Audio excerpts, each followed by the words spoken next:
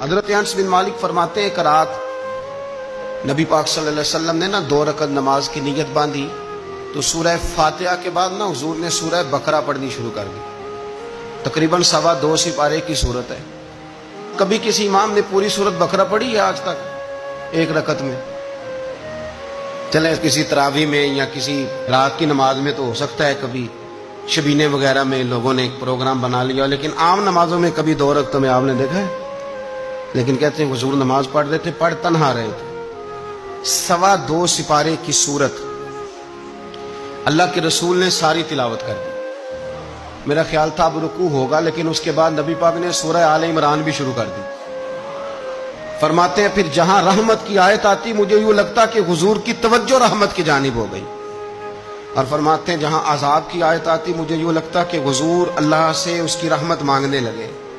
فرماتے ہیں پوری سورہ بقرہ، پھر پوری سورہ آل عمران۔ میرا خیال تھا یہاں رکوع ہوگا، لیکن میرے نبی نے تو سورہ نساء بھی شروع کر دی۔ کہتے ہیں پوری سورہ نساء پڑھ کے رسول پاک نے رکوع فرمایا، اور اتنا لمبا رکوع کیا کہ مجھے لگا کہ سر اٹھائیں گے بھی کہ نہیں۔ پھر حضور نے سر انور اٹھایا اور سجدے میں گئے تو اتنا لمبا سجدہ کیا کہ مجھے لگا کہ سر اٹھائیں گے بھی کہ نہیں۔ میرے رسول پاک علیہ السلام اس ذوق سے، دیکھیں نا کام کرنا جو ہے تو مزہ لے کے، ذوق سے، سجدہ ذرا مزہ لے کے، رکوع اور ذرا مزہ لے کے۔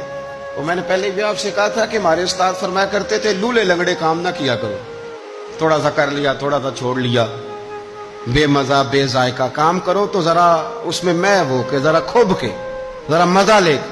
حضرت سیدنا بلال حبشی کہتے ہیں مجھے حضور فرماتے، ذرا لفظوں پہ غور کرنا، حضور فرماتے بلال ذرا آذان پڑھ کے میرے دل کو راحت تو پہنچا۔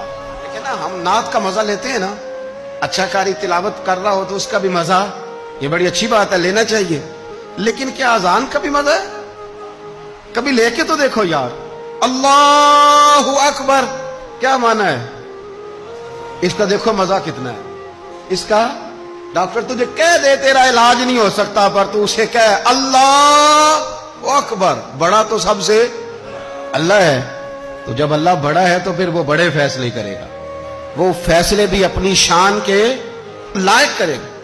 تو حضور فرماتے بلال اذان پڑھ کے ذرا میرے دل کو راحت تو دے۔ اور حضرت ابو ذر غفاری رضی اللہ تعالیٰ عنہ فرماتے ہیں ایک رات حضور نے نماز کی نیت باندھی، ساری رات حضور نے نماز پڑھی اور ایک ہی آیت بار بار پڑھی، سورہ مائدہ کی آیت ہے، ایک ہی آیت، ساری رات روتے رہے اور ایک ہی آیت۔ اور آج کے ماحول کے تناظر میں ذرا آیت دیکھنا، یہ سیاستہ کی روایت ہے۔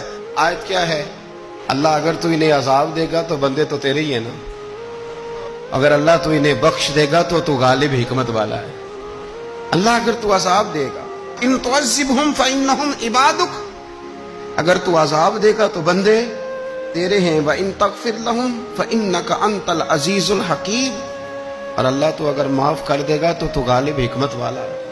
اس آیت کا ذرا مزہ لے، اے اللہ اگر تو انہیں عذاب دے تو بندے تو تیرے بندے ہیں، اللہ یہ تیرے ہیں، مالک تیرے پیدا کیے ہوئے، یہ اپنی مرضی سے نہیں آئے، تیری چاہت سے۔ الذی خلقک فسواک فعدلک فی ای صورۃ ما شاء رکبک، یہ تو نے سجائے تو نے سوارے، یہ تیرے ہیں۔ میرے رسول کریم صلی اللہ تعالی علیہ وسلم عبادت بھی کرتے تو ذوق سے کرتے۔ ہمارے ہاں جب کسی کو زخم لگتا ہے تو ہائے کرتا ہے، تکلیف آتی ہے تو واہ ویلا کرتا ہے، شور مچاتا ہے، ڈاکٹر کی طرف جاتا ہے۔ 21 رمضان المبارک شیر خدا مولا مرتضی حضرت علی رضی اللہ تعالیٰ عنہ، عبد الرحمن ابن ملجم نے جب خنجر مارا تو داڑھی مبارک ساری لہو سے بھر گئی، اور شیر خدا جب زمین پہ گر رہے تھے تو کسی کو مدد کے لیے نہیں پکار رہے تھے، کسی کو کہہ نہیں رہے تھے مجھے پکڑنا، حکیم طبیب نہیں پتہ لفظ کیا تھے، فزت برب الکعبہ، اور مجھے کعبے کے رب کی قسم علی آج کامیاب ہو گیا، علی آج اسی وقت وہ یہ حاضر ہے تیری جو زندگی بے مقصد نہ گزارو یار۔ بالخصوص میری نوجوانوں سے گزارش ہے، یہ کوئی بات نہیں ہے کہ بے معنی بے مقصد مہمل، آپ یقین کریں جتنے ہم نے تبصرے کیے اتنی ہم مدد کرتے تو کئی لوگوں کی مدد ہو جاتی، کئی لوگوں کی مدد ہو جاتی، کئی لوگوں کی۔ مہربانی کریں اپنی زندگی میں کچھ ایسا ماحول بنائیں